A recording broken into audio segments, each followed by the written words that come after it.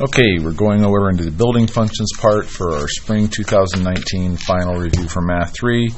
As I've said in all the other videos, remember this is not an all-inclusive list of all the concepts you may be tested on, so you're responsible for studying everything we've done this entire year. We're talking about this page right here. We're going to do these questions about phase shifts and finding inverses. Okay, this is going to go really quick, so pay attention. The phase shift, this is nothing more than a horizontal shift. So you're looking for H. H is there. What H? What's the sign of H? Remember, H always lies.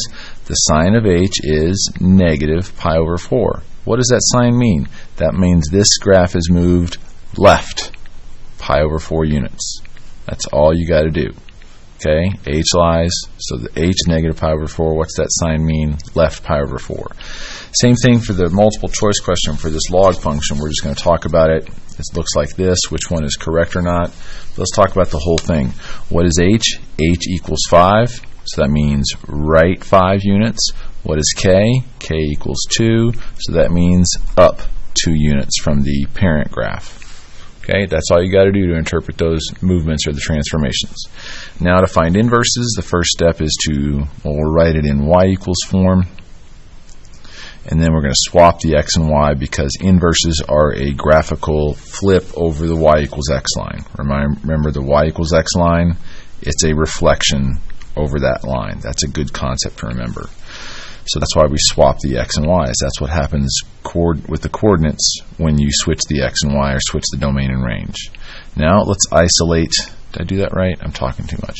Let's isolate y. So add 7 and divide everything by 4. So our f inverse is going to be x plus 7 over 4. Done. Let's do the same thing down here. Let's switch it into y. Is it still on the screen? Yep.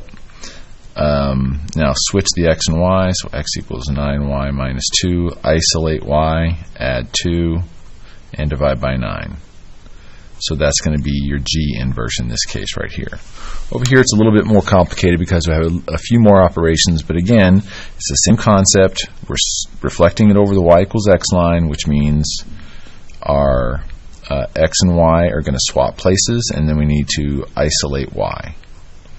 But you have to follow the correct order of operations. It's inverse operations in reverse order.